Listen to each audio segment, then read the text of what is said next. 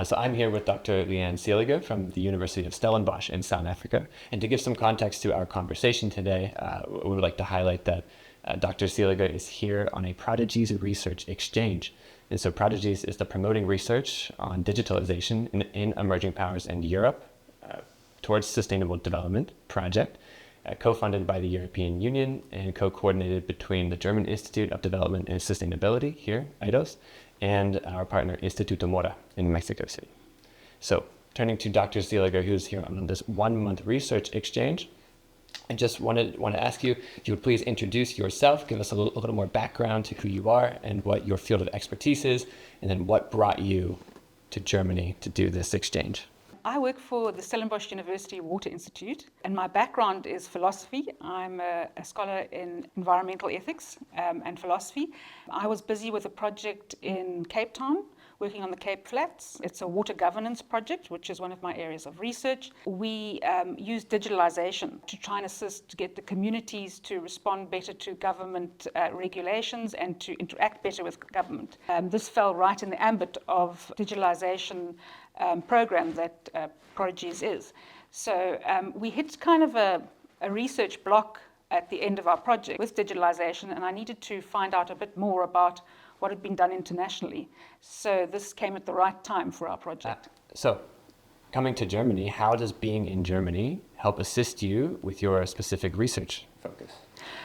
There are other Prodigy participants who've researched similar areas or worked in similar situations, especially Latin America has a lot of similar development situations that we have in South Africa, and a lot of water infrastructure problems that are common.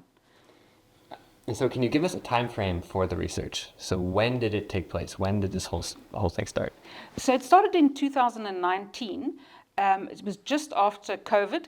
We started this water governance project funded by WWF and the Water Research Commission in South Africa, and we also got some support from the provincial government, the Agriculture Department. And we started researching clearing canals in an urban agricultural area called Philippi. And what is interesting is the farmers actually come from Germany originally.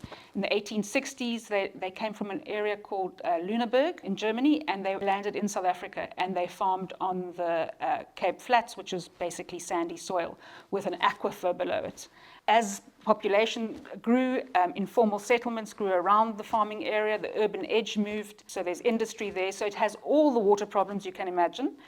Industrial ones, residential ones, and bad farming practices as well.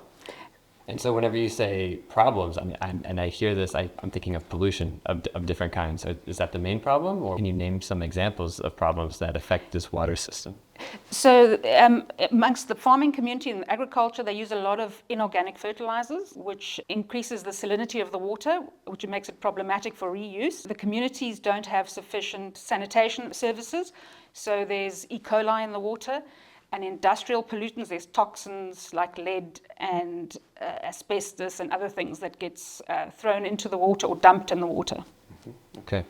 And then if I may jump ahead a little bit, how does digitalization, in what way can this help address these problems? So on the one hand, you have communities that are on the ground. They might not be well trained in science, but they're where the issues are happening. So the factories are next to the communities, the farmers are next to the residents.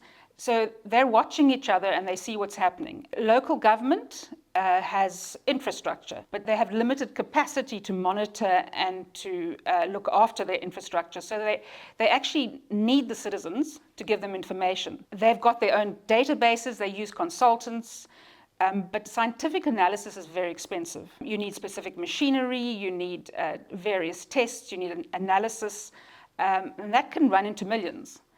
So far easier is to use citizen science early monitoring systems. So if that data can be fed into the city databases, then you can catch the problem before it becomes a huge concern. In this particular case, one of the disasters that actually made this whole thing come to the surface was our drought. The Sea of Cape Town, I think worldwide everyone knew, we had sort of almost hit day zero. when there was no water in Cape Town. And so the city had to look for storage places for water. And because this farming area in Philippi has got an aquifer below, that's a natural storage facility for drought. And so the city started taking a very serious look at water governance in the area because they need to use that as a storage facility. And that's when the clash emerged between, community farming and industry and the city of Cape Town's broader need for potable water for residents. Sure. And what does the municipal government have to say about this? What is its relationship to the other actors who are being affected by these problems and are trying to, in their own ways, address the problems, even if it's not coherent? Does the government have a relationship with these actors? They have a relationship, but it's a fraught one. So traditionally, the area was zoned agriculture, and as I said, there's been encroachment due to urbanization on the farming land. The farmers have largely done things themselves because they're not zoned for city infrastructure. And the city has kind of let them go to their own devices, but there still remains urban features within the agricultural zone. So it's been sort of a hands-off policy by local government. And now with the drought and water now becoming the topic of conversation in communities, they have to work closer together. But the relationship that exists throughout the city doesn't exist in this area between government and the community. So yeah, it's an acrimonious relationship. They feel like the stepchild of the city that has not really been taken notice of. They have a lot of grievances that haven't been heard. So why the university came in was because we saw this digitalization, access to data or evidence-based research and water management as a means of getting the facts right so that we could see where the problems lay so that we could make solutions available to the parties. Because there was a lot of mudslinging, but where are the pollution points? Who's responsible for them? And what we found in the end is, in fact, they're all complicit.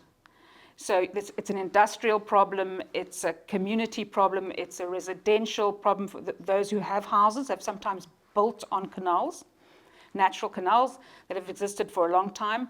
Those in the informal area who've actually just moved in there and are living in informal housing don't have access to sufficient waste removal, so they use the farmers' canals as dump sites. The farmers themselves are aging and have long used inorganic fertilizers. Because there's a lot of crime in the area, they feel quite threatened and their families don't really want to stay there long term. So they are using the land for short-term purposes. So to invest in a whole new form of agriculture, which is using less inorganic fertilizers, is not on the agenda at this point in time. And one can understand because they're aging and because they have had to endure a lot of neglect from local government. So they naturally do not, being older and the next generation not wanting to take it on, they're reluctant to change. Then you've got the emerging farmers who want to take over and want to go organic, but they don't have the financial capacity or the expertise that the older farmers have. So there's a lot of these competing interests in that area, and adding to the mixed crime makes it quite volatile. And yet it supplies Cape Town with 80% of its vegetables. So there's a great historical and food system value placed on the Philippi horticultural area.